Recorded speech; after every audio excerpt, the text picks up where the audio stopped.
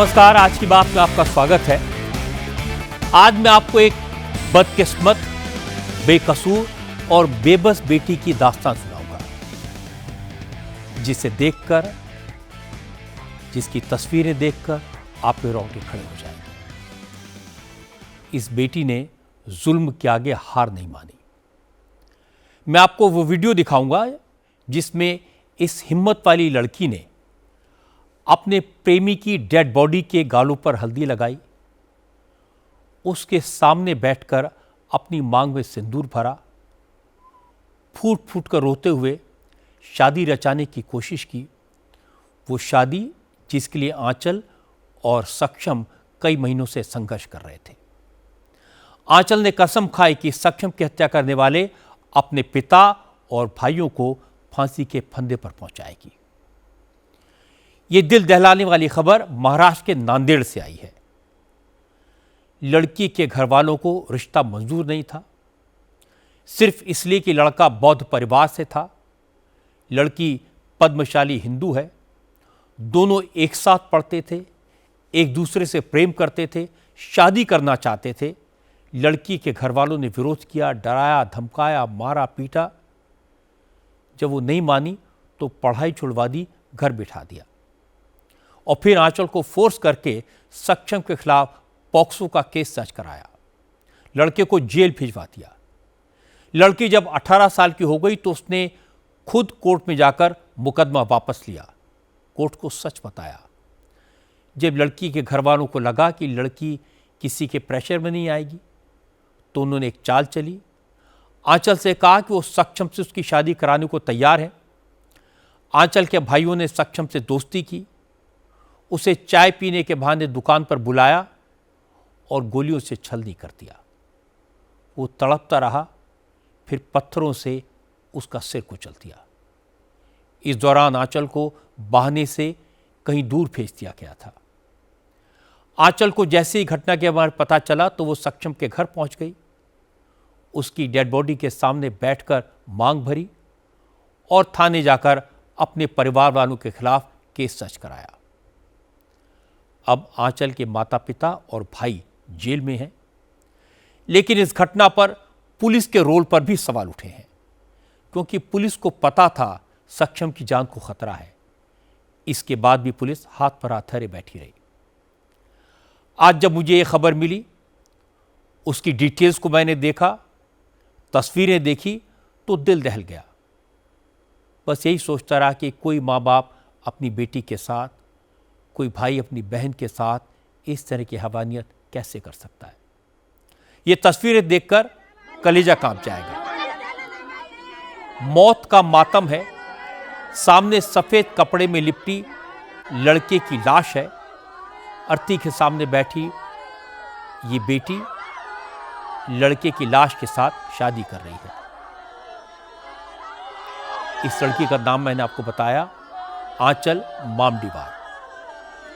आंचल सक्षम ताटे से प्यार करती थी, उससे शादी करना चाहती थी, लेकिन आंचल के पिता और भाइयों ने सक्षम को बेरहमी से मार डाला। अब बात करते हैं वंदे मातरम की। इस पर बहुत सियासत हो रही है। वंदे मातरम के 150 साल पूरे होने के मौके पर आज लोकसभा में जबरदस्त बहस हुई। प्रधानमंत्री नरेंद्र मोदी ने बहस की शुरुआत की। 55 मिनट के भाषण में मोदी ने वंदे मातरम का पूरा इतिहास समझा दिया और इसके बाद कहा, जो वंदे मातरम आज़ादी के दीवानों का जय घोष था, वो वंदे मातरम हर भारतीय के दिल में देश प्रेम की लौ जलाता था।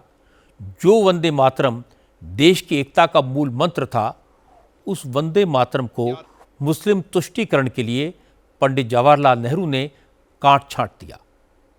वंदे मातरम से 4 अंतरे हटा दिए गए, सिर्फ 2 अंतरे रखे। आज कांग्रेस की तरफ से गौरव गोगोई बोले, समाजवादी पार्टी की तरफ से अखिलेश यादव बोले, लेकिन प्रियंका गांधी ने विरोधी दलों में सबसे असरदार तरीके से अपनी बात रखी।